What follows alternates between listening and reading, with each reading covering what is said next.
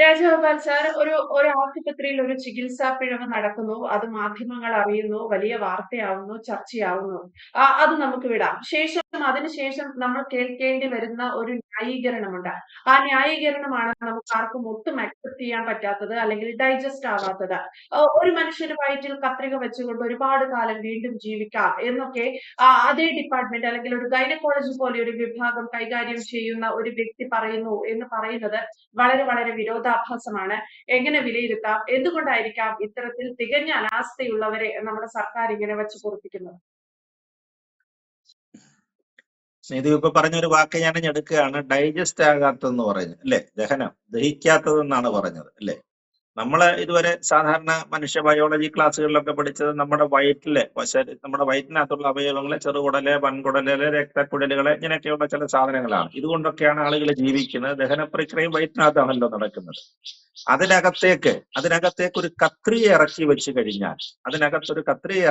കഴിഞ്ഞാൽ ഒരു കുഴപ്പവുമില്ലാതെ 50 വർഷം വരെ ജീവിക്കാമെന്നാണ്. അങ്ങനെയാണ് വളരെ പ്രസിദ്ധയായ ഒരു ഗൈനക്കോളജിസ്റ്റ് നമ്മളോട് കഴിഞ്ഞ ദിവസം വിളിച്ചു പറഞ്ഞത്. അവര് മാധ്യമങ്ങൾക്ക് മുമ്പിലാണ് പറഞ്ഞത്.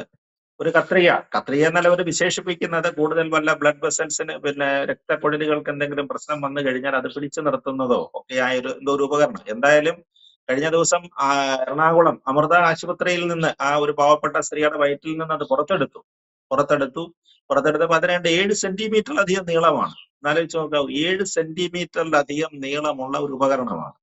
അപ്പൊ ഡോക്ടർ പറയുന്നത് സ്റ്റെയിൻലെസ് സ്റ്റീലാണിത്, അപ്പൊ അതുകൊണ്ട് പ്രശ്നമില്ല, തുരുമ്പ് പിടിക്കത്തില്ല, ധൈര്യമായിട്ട് അവിടെ ഇരുന്നോട്ടെ, നിങ്ങളുടെ വയറ്റിൽ അവിടെ ഇരുന്നോട്ടെ, ഏത് മനുഷ്യന്റെ വയറ്റിലും അങ്ങനെ കൊണ്ടുപോകാമെന്നാണ് പറയുന്നത്. ഇത് എങ്ങനെ പരീക്ഷിച്ചിട്ടാണ് ഇതിന്റെ ഈ ശാസ്ത്രീയമായിട്ട് ഇത്തരം തെളിവുകൾ ഈ ഡോക്ടർക്ക് കിട്ടിയെന്നുള്ളത് സാധാരണക്കാർക്കൊന്നും മനസ്സിലാകുന്നില്ല.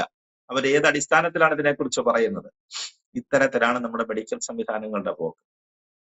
എന്തെല്ലാം പരാതികളാണ് വന്നുകൊണ്ടിരിക്കുന്നത്. എന്ത് പരാതി പറഞ്ഞു കഴിഞ്ഞാൽ ഒറ്റപ്പെട്ട മഴയുണ്ടാകും എന്ന് പറഞ്ഞതുപോലെയാണ്. ഇപ്പോൾ പണ്ട് കാലാവസ്ഥക്കാർ പറയുന്നതാണ്, ഇപ്പൊ അവര് പോലും ആ വാക്ക് ഉപേക്ഷിച്ചിരിക്കുകയാണ്. ഒറ്റപ്പെട്ടതെന്ന് അവർ പറയാറില്ല. കാരണം അതിന് പോലും ശാസ്ത്രീയമായ സംവിധാനങ്ങൾ ഉള്ളതുകൊണ്ട് ഇന്ന ജില്ലകളിൽ കൃത്യമായിട്ട് ഉള്ള മഴ പെയ്യും, അല്ലെങ്കിൽ റെഡ് അലർട്ട് വരും, യെല്ലോ അലർട്ട് വരും, ഓറഞ്ച് എന്നൊക്കെ അത് കൃത്യമായിട്ട് അങ്ങനെ വരുന്നുമുണ്ട്. തെക്കൻ ജില്ലകളിൽ നിന്ന് ഇവിടെ കേരളത്തിൽ മഴ പെയ്യുമെന്ന് പറഞ്ഞ് മഴ പെയ്തിട്ടുണ്ട്. പക്ഷെ നമ്മുടെ മെഡിക്കൽ സംവിധാനത്തിലാണ്, ആരോഗ്യ സംവിധാനത്തിലാണ് ഇത്തരത്തിലുള്ള യാതൊരു തരത്തിലുള്ള പുരോഗതിയോ കാര്യങ്ങളോ ഇല്ലാത്തത്. ആലപ്പുഴയിലെ സംഭവം നോക്കുക. അവർ പാവപ്പെട്ട ഒരു സ്ത്രീയാണ്, ഒരു തൊഴിലുറപ്പ് തൊഴിലാളിയായ സ്ത്രീയാണ്. അവർ നിത്യവും കൂലിപ്പണിക്ക് പോകുന്നതാണ്, ജോലിക്കൊക്കെ പോകുന്നവരാണ്. അതിൽ നിന്ന് കിട്ടുന്ന വരുമാനം കൊണ്ടാണ് സ്ത്രീ ജീവിക്കുന്നത്. അതുകൊണ്ടാണ് ആലപ്പുഴ വണ്ടാനത്തുള്ള മെഡിക്കൽ കോളേജിൽ അവർക്കൊരു അസുഖം വന്ന സമയത്ത് അവർക്ക് അതിനെ ആശ്രയിക്കാനുള്ള ശേഷി മാത്രമേ ഉള്ളൂ. അല്ലാതെ മറ്റു തരത്തിലുള്ള സ്വകാര്യ ആശുപത്രിയിൽ കൊടുത്ത് വലിയ ചികിത്സ കൊടുക്കാനുള്ള സംവിധാനങ്ങളൊന്നും ഉള്ള സ്ത്രീയല്ല, അതിനുള്ളൊരു മാർഗമുള്ള സ്ത്രീയല്ല. എങ്കിൽ പോലും ഈ ഡോക്ടറെ, ഈ ബന്ധപ്പെട്ട ഈ പറഞ്ഞ ഗൈനക്കോളജിസ്റ്റ്, അവരല്ല ശസ്ത്രക്രിയയ്ക്ക് നേതൃത്വം കൊടുത്തതില്ലെങ്കിൽ അവരുടെ അന്ന് നേതൃത്വത്തിലുള്ള സംഘമായിരുന്നു, ഡോക്ടേഴ്സിന്റെ ഒരു സംഘമായിരുന്നു. അതിൽ പ്രധാനപ്പെട്ട ഒരു ഡോക്ടർ ഇന്ന് സസ്പെൻഷനിലുമായിട്ടുണ്ടല്ലോ. അപ്പൊ അങ്ങനെ പറഞ്ഞ് അവരുടെ പലതവണ വീട്ടിൽ പോയി കണ്ടിട്ടുണ്ട്. ഈ ഗൈനക്കോളജിസ്റ്റിനെ പലതവണ അവരുടെ വീട്ടിൽ ചെന്ന് കണ്ടതിന് ശേഷം അവർ ഫീസും കൊടുക്കേണ്ടി വന്നിട്ടുണ്ടെന്നാണ് അവരുടെ ബന്ധു കഴിഞ്ഞ ദിവസം ചാനലിൽ വെളിപ്പെടുത്തിയത്. പലതവണ ചെന്ന് കാണാറുണ്ടായിരുന്നു, അവർക്ക് ഫീസും മേടിച്ചതാണ്. ഇതൊക്കെ മേടിച്ചിട്ടാണ് ഇവരെ ഈ ചികിത്സ. അവരോട് പറഞ്ഞ അവരുടെ അസുഖം എന്ന് പറഞ്ഞ് വയറ്റിൽ വേദനയാണ്, കുറച്ച് സമയം നിന്ന് കഴിഞ്ഞാൽ അവർക്ക് തല കറക്കുന്നതായിട്ട് തോന്നുന്നു, ജോലി ചെയ്യാൻ ബുദ്ധിമുട്ട്, ഇത്തരത്തിലുള്ള ചില ലക്ഷണങ്ങളുമായിട്ടാണ് ചെന്നത്. നമുക്കൊക്കെ മനസ്സിലാകാതെ പോകുന്നൊരു കാര്യം, വയറ്റുവേദനയുമായിട്ട് ചെല്ലുന്ന ഒരു രോഗിയെ സംബന്ധിച്ചിടത്തോളം ഡോക്ടർ പ്രാഥമികമായിട്ട് ചെയ്യേണ്ട ചില കാര്യങ്ങളില്ലേ, അത് ചില പ്രാഥമിക കാര്യമാണ്. ഇപ്പം OPയിൽ അല്ലെങ്കിൽ കാഷ്വാലിറ്റി ചെല്ലുന്ന ആളിന്റെ ഷുഗറോ BP ഒക്കെ പരിശോധിക്കുന്നത് പോലെ സാധാരണഗതിയിൽ പരിശോധിക്കേണ്ടതാണ്. ഒരു എക്സ്റേ എടുക്കാൻ പറയാം അല്ലേ, സാമാന്യ രീതിക്ക് പറയാവുന്നതാണ്, ഡോക്ടർക്ക് കുറിച്ച് കൊടുക്കാവുന്നതാണ്. നിങ്ങൾ ഒരു പക്ഷെങ്കിൽ മെഡിക്കൽ കോളേജില് ആലപ്പുഴയിലെ സംവിധാനങ്ങൾ ഇല്ലെന്നും കൂട്ടിക്കൂ, അവിടെ എക്സ്റേ എടുക്കാനുള്ള സംവിധാനങ്ങൾ ഇല്ലെന്ന് കൂട്ടിക്കൂ. അത് പിന്നെ നമ്മൾ പറഞ്ഞല്ലോ, സിസ്റ്റം ഫെയിലറിനെ കുറിച്ച് പണ്ട് തിരുവനന്തപുരം മെഡിക്കൽ കോളേജിലെ ഡോക്ടർ വരെ പറഞ്ഞതാണ്, കാശ് കൊടുത്തെങ്കിൽ മാത്രമേ അവിടുത്തെ യന്ത്രങ്ങളൊക്കെ പ്രവർത്തിക്കത്തുള്ളൂ, ഇല്ലെന്നുണ്ടെങ്കിൽ അടുത്തുള്ള സ്വകാര്യ ലാബുകളിലേക്ക് ചെല്ലണം. ഈ കുറിപ്പടിയുമായിട്ട് ചെന്ന് അവർ പറയുന്ന 3 ഇരട്ടി പൈസയൊക്കെ കൊടുക്കണം. അത് ഡോക്ടർ പ്രത്യേകം കുറിച്ച് കൊടുക്കുകയും ചെയ്യും. ഇന്ന ലാബിൽ പോയി മാത്രമേ പരിശോധിക്കാവൂ, അങ്ങനെ ഉണ്ടെങ്കിൽ മാത്രമേ റിസൾട്ടും കൊണ്ട് ഇങ്ങോട്ട് വന്നാൽ മതി എന്നൊക്കെ പറയുന്ന ചില ഏർപ്പാടുകളൊക്കെ ഉണ്ടല്ലോ. അതിനെക്കുറിച്ച് പറഞ്ഞ അവർ ഡോക്ടറെ തൂക്കിക്കൊന്നില്ല എന്നുള്ളതേ ഉള്ളൂ. അത്തരത്തിലായിരുന്നു അദ്ദേഹത്തിന്റെ നേരെ ഉണ്ടായിരുന്ന ഭീഷണി. പിന്നെന്തോ എന്നറിയത്തില്ല, പൊതുസമൂഹത്തിന്റെ വികാരങ്ങളൊക്കെ അദ്ദേഹത്തിന് അനുകൂലമായതുകൊണ്ട് അദ്ദേഹം രക്ഷപ്പെട്ടു പോയതാണ്. അപ്പൊ ഈ സ്ത്രീയോടെ സാമാന്യ യുക്തിക്ക് അല്ലേ? നമുക്ക് മെഡിക്കൽ ശാസ്ത്രമൊന്നും നമ്മൾ പഠിച്ചിട്ടുള്ള ആളുകളല്ല. പക്ഷെ വയറ്റുവേദനയുമായിട്ട് നിരന്തരം ഇങ്ങനെ വരുന്ന ഒരു സ്ത്രീയോട് നിങ്ങളുടെ വയറ് അവിടുത്തെ ആ ഭാഗങ്ങളൊന്ന് ഒരു എക്സ്റേ എടുത്ത് നോക്കൂ എന്ന് പറഞ്ഞിട്ടില്ല. അതിന്റെ സൂചനയല്ലേ കാണിക്കുന്നത്? അതല്ല കാണിക്കുന്നത്. 5 വർഷമായിട്ട് ആ സ്ത്രീ ഒന്ന് ആലോചിച്ച് നോക്കി. 5 വർഷമായിട്ട് ഈ പറയുന്ന കത്രിക പോലുള്ള ഉപകരണം കൊണ്ടാണ് ആ സ്ത്രീ ജീവിച്ചത്.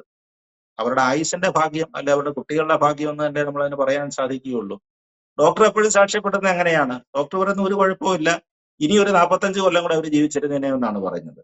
ഇത്തരത്തിലാണ് ഓരോരോ നമ്മുടെ സർക്കാർ ആശുപത്രികളുടെ സംവിധാനം, മെഡിക്കൽ കോളേജ് അടക്കമുള്ള ആശുപത്രികളുടെ സംവിധാനം. എന്നിട്ട് മന്ത്രി കുറ്റപ്പെടുത്തുന്നത് ആരെയാണ്?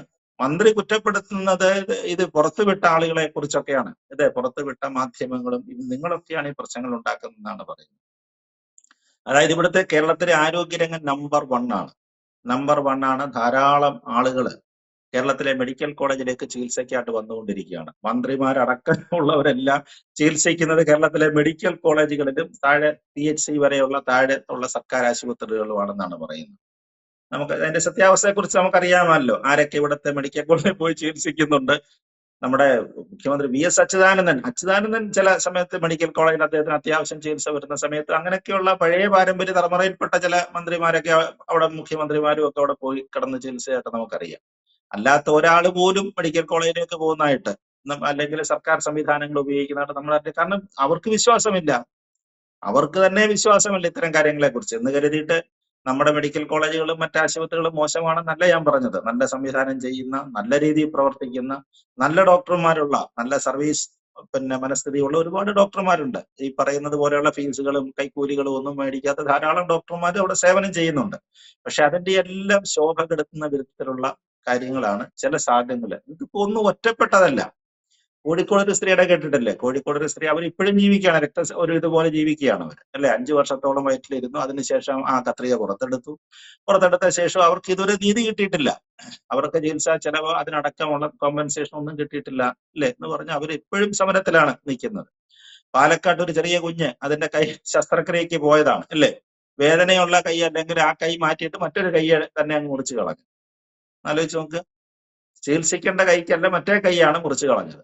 എന്നിട്ട് അവസാനം എന്തെല്ലാം ആരോപണങ്ങളാണ്. അപ്പൊ എന്ത് നോക്കിയിട്ടാണ് ഈ കാര്യങ്ങളൊക്കെ ചെയ്യുന്നതെന്നൊന്നും മനസ്സിലാകുന്നില്ല. എവിടെയാണ് ഈ പരിശോധന നടക്കുന്നതെന്ന് മനസ്സിലാകുന്നില്ല. അവസാനം പ്രതിപക്ഷ നേതാവാണ് അതിന് കൃത്രിമ കയ്യും ഒക്കെ കൊടുത്ത് ഈ അടുത്ത സമയത്ത് നമ്മൾ അത്തരം വാർത്തകൾ കേട്ടിരുന്നു. അതേപോലെ തന്നെ ഇപ്പൊ നമ്മൾ ഇതിന്റെ എണ്ണം എടുക്കാൻ പോയി കഴിഞ്ഞാല് പോയ ഒറ്റ സംഖ്യയിലും ഇരട്ട സംഖ്യയിലും ഒന്നും തീരത്തില്ല. അതാണ് നമ്മുടെ സിസ്റ്റത്തിന്റെ ഇത് നമുക്ക് ചൂണ്ടിക്കാണിക്കാനൊക്കത്തില്ല. അതാണ് വേറൊരു പ്രശ്നം എന്ന് പറയുന്നത്. ഇത് ചൂണ്ടിക്കാണിച്ചു കഴിഞ്ഞാൽ ചൂണ്ടിക്കാണിക്കുന്നവനെ പ്രതിസ്ഥാനത്ത് കൊണ്ടുവരിക. അതാണ് ഇപ്പൊ നടന്നുകൊണ്ടിരിക്കുന്നത്. ഇവിടെയെല്ലാം ശരിയാണ്. അല്ലെങ്കിൽ നമ്മൾ പറയുന്ന ആളുകൾക്കൊക്കെ മറ്റ് താല്പര്യങ്ങളാണ്. നമ്മളൊക്കെ ഇവിടുത്തെ കേരളത്തിലെ സ്വകാര്യ ആശുപത്രികളെ വളർത്താൻ വേണ്ടി ശ്രമിക്കുകയാണ്. അത്തരത്തിലുള്ള ആരോപണങ്ങൾ ഉന്നയിച്ചു കഴിഞ്ഞു. നമുക്കറിയാമല്ലോ, കേരളത്തിലേക്ക് ചികിത്സാർത്ഥം ഏതെങ്കിലും ഒരു വിദേശിയോ അങ്ങനെ ആരെങ്കിലും കേരളത്തിലേക്ക് വരുന്നതായിട്ട് നമ്മുടെ അറിവിലില്ല. നമുക്കൊന്നും നമ്മുടെ സർക്കാർ ആശുപത്രി ചികിത്സിക്കണം എന്നുള്ള ആഗ്രഹത്തോടു കൂടി ഓടി വരുന്ന ഏതെങ്കിലും വിദേശികളൊന്നും കേരളത്തിലുള്ളതായിട്ട് നമ്മുടെ അറിവിലില്ല. അപ്പൊ നമ്മുടെ ഉള്ള സംവിധാനങ്ങളെ മെച്ചപ്പെടുത്തുക എന്നുള്ളതല്ല. ഉടൻ തന്നെ അതിന് ന്യായീകരണവും വരുന്നുണ്ട്. ഇപ്പൊ രാഷ്ട്രീയ സ്വഭാവത്തിലേക്ക് അതിനെ മാറ്റിക്കൊണ്ടിരിക്കുകയാണ്. കഴിഞ്ഞ ദിവസം യൂത്ത് കോൺഗ്രസിന്റെ പ്രക്ഷോഭം ഉണ്ടായിരുന്നു. യൂത്ത് കോൺഗ്രസിന്റെ കുറെ കുട്ടികൾ അവരുടെ മന്ത്രിയുടെ വീട്ടിലേക്ക് അരച്ചു കയറി അവരുടെ വീട്ടിൽ അവർ റീത്ത് കൊണ്ടുവെക്കും. ഇപ്പൊ പുതിയ സമ്പ്രദായം അതാണ്. പണ്ട് മലബാറിലൊക്കെ ഉണ്ടായിരുന്ന ഒരു ഏർപ്പാടായിരുന്നു ഇത് തന്നെ, വീട്ടുമുറ്റത്തൊക്കെ റീത്ത് കൊണ്ടുവെക്കുക. ഈ അടുത്ത സമയത്തും ഉണ്ടായിരുന്നില്ല, കണ്ണൂരിൽ ഒരു വീട്ടുപടിക്കല് പുസ്തകം ഏറ്റുവാങ്ങിയ ഒരാളിന്റെ വീട്ടിന്റെ മുമ്പില്, അല്ലെ, ഒരു സാഹിത്യകാരന്റെ വീട്ടിന്റെ മുമ്പിൽ ഒരു റീത്ത് കൊണ്ടുവച്ച സംഭവങ്ങളുണ്ട്. അപ്പൊ റീത്ത്, അതുപോലെ തന്നെ വാഹനങ്ങൾ വരിക, സ്റ്റിക്കർ ഒട്ടിച്ച വാഹനങ്ങൾ വരിക, ഇതൊരു മലബാർ കൾച്ചറായിരുന്നു. അതിപ്പോ ഞാൻ തെക്കോട്ടും വ്യാപിക്കുകയാണ്, തെക്കൻ ജില്ലകളിലേക്ക് വ്യാപിക്കുകയാണെന്ന് തോന്നുന്നു. മന്ത്രിയുടെ വീട്ടുപടിക്കലാണ് റീത്ത് കൊണ്ടുവച്ചത്. എന്തിന്റെ സൂചനയാണെന്ന് അറിയത്തില്ല. എന്തായാലും മന്ത്രി ഭാഗ്യത്തിന് അവിടെ ഇല്ലായിരുന്നു. അതൊരു ന്യായമായ സമരമാണെന്ന് ആർക്കും പറയാൻ പറ്റത്തില്ല. ഒരാളുടെ സ്വകാര്യത വീട്ടിലൊക്കെ കൊണ്ടുവന്ന് അത്തരം കാര്യങ്ങൾ ചെയ്യുന്നതിന് നമ്മൾ ന്യായീകരിക്കുന്നില്ല. പക്ഷെ അതൊരു പ്രതിഷേധമാണ്, അവരുടെ ഒരു സിംബോളിക് പ്രതിഷേധമാണ്. അത് അനുവദിക്കാൻ പറ്റുന്ന കാര്യങ്ങളാണ്. പക്ഷെ അപ്പോഴത്തേക്ക് രാഷ്ട്രീയത്തിന്റെ കളർ മാറി. രാഷ്ട്രീയം മാറിയെന്നത് കണ്ടില്ലേ? ഉടൻ തന്നെ മന്ത്രിയുടെ പ്രസ്താവന വന്നത് എന്താണ്? ഇത് പ്രതിപക്ഷ നേതാവ് പറഞ്ഞിട്ടാണ്. VD സതീശൻ രാവിലെ വിളിച്ച് പറഞ്ഞിട്ടാണ് യൂത്ത് കോൺഗ്രസ് കുട്ടികൾ തിരുവനന്തപുരത്തെ പോലീസ് ക്വാർട്ടേഴ്സിനടുത്താണെന്ന് സംഭവം എന്ന് ആലോചിക്കുന്നത്. അവരവിടെ കൊണ്ട് റീത്ത് വെച്ചതെന്ന് പറഞ്ഞപ്പോ രാഷ്ട്രീയ കളറിലേക്ക് മാറി. ഉടൻ തന്നെ മന്ത്രിയെ ന്യായീകരിക്കാനായിട്ട് മന്ത്രി ശിവൻകുട്ടി വന്നു. ശിവൻകുട്ടി പറഞ്ഞ അങ്ങനെ അത്തരത്തിലുള്ള മന്ത്രിയെ ഒറ്റ തിരിഞ്ഞ് ആക്രമിക്കുകയാണെങ്കിൽ ഞങ്ങൾ വെറുതെ കയ്യും കെട്ടി നോക്കുകയില്ല, ഞങ്ങൾ പഴയതുപോലെ ഉള്ള എന്തെങ്കിലും അഭ്യാസങ്ങളും പ്രകടനങ്ങളും ഒക്കെ നടത്തുമെന്ന് പറഞ്ഞ് മന്ത്രി വന്നിട്ടുണ്ട്. അപ്പൊ ഇത്തരത്തില് വിഷയത്തെ അതിന്റെ മെറിറ്റിൽ അഡ്രസ് ചെയ്യത്തില്ല ഒരിക്കലും. അതാണ് നമ്മുടെ കേരളത്തിൽ ഉണ്ടാകുന്ന ഒരു അടിസ്ഥാന പ്രശ്നം. എന്തുകൊണ്ട് ഇത് സംഭവിച്ചു, ഇതെങ്ങനെ കറക്റ്റ് ചെയ്യാം, അതില്ല. ഉടൻ തന്നെ അത് രാഷ്ട്രീയത്തിലേക്ക് മാറ്റിമറിക്കും. രാഷ്ട്രീയ കക്ഷികൾ പരസ്പരം കക്ഷി രാഷ്ട്രീയം പറഞ്ഞിട്ട് ഏറ്റുമുട്ടുക. എന്തായാലും ആ സ്ത്രീക്ക്, ആലപ്പുഴയിലെ ആ സ്ത്രീക്ക്, പാവപ്പെട്ട പിന്നെ തൊഴിലുറപ്പ് ജോലിക്ക് പോകുന്ന സ്ത്രീക്ക് അവർക്ക് വലിയ ആശ്വാസമായിട്ടുണ്ട്. പിന്നെ കൊച്ചി ആശുപത്രിയിൽ നിന്ന് ശസ്ത്രക്രിയ ചെയ്ത ആ ഉപകരണം പുറത്തെടുത്തിട്ടുണ്ട്. അവർക്ക് വലിയ റിലീഫായി. നമ്മുടെ ചിത്രങ്ങളും മറ്റും നമ്മൾ കാണുന്നുണ്ടല്ലോ. അപ്പൊ അത്തരത്തില് അവരുടെ ഭാഗ്യം കൊണ്ട്, നേരത്തെ പറഞ്ഞതുപോലെ ആ കുടുംബത്തിന്റെ ഭാഗ്യം കൊണ്ട് ആ സ്ത്രീ രക്ഷപ്പെട്ടെന്ന് കരുതിയാൽ മതി. ദൈവത്തെ ഓർത്ത് ഈ വന്നിരുന്ന് വ്യാഖ്യാനം നടത്തുന്ന മെഡിക്കൽ വിദഗ്ധരെന്ന് പറയുന്ന ഡോക്ടർമാര് ആളുകളെ കളിയാക്കുന്ന മട്ടില്, അല്ലെ, നമുക്ക് ആർക്കും ഇതിനെക്കുറിച്ച് ഒരു വിവരമില്ലാത്ത ആളുകളാണ്, അല്ലെങ്കിൽ ആളുകൾക്ക് പുച്ഛം തോന്നുന്ന മെഡിക്കൽ സയൻസ് പഠിച്ച നിങ്ങളോട് ആളുകൾക്ക് പുച്ഛം തോന്നുന്ന തരത്തിലുള്ള പരാമർശങ്ങളൊന്നും നടത്തരുതേ എന്ന് മാത്രമാണ് ഇക്കാര്യത്തിൽ എനിക്ക് പറയാനുള്ളത്. തീർച്ചയായും അത് തന്നെയാണ്. അത്തരം ഒരു ഡിപ്പാർട്ട്മെന്റ് കൈകാര്യം ചെയ്യുന്ന ആളുകളിൽ നിന്നാണ് ഇത്തരം വില കുറഞ്ഞ പരാമർശങ്ങൾ ഉണ്ടാകുന്നത്. ഏത് രീതിയിലാണ് ഇവർ ആരോഗ്യ മേഖലയെ കൈകാര്യം ചെയ്യുന്നത് എന്നത് ഇത്തരം പ്രസ്താവനകളിൽ നിന്ന് വ്യക്തമാണ്. ആരോഗ്യമന്ത്രി വീണ ജോർജ് പോലും വളരെ നിസ്സാരവൽക്കരിക്കുകയാണ്. മാധ്യമങ്ങൾക്ക് മേലാണ് പഴി ചാരുന്നത്. ഇത്രയേറെ വിഷയം വഷളാക്കിയത് നിങ്ങളാണ് എന്നാണ് മന്ത്രി പറയുന്നത്. അപ്പോഴും ആരോഗ്യ കേരളം നമ്പർ 1 എന്ന് പറയുന്നിടത്തു നിന്നാണ് ഇത്തരം വാർത്തകൾ തുടർച്ചയായി വരുന്നത്. രാജഗോപാൽ സർ പറഞ്ഞതുപോലെ ഇതൊന്നും ഒറ്റപ്പെട്ട സംഭവമായി ചിത്രീകരിക്കാനോ നിർവചിക്കാനോ സാധിക്കുന്നതുമല്ല. വ്യക്തമാണ്. Thank you sir.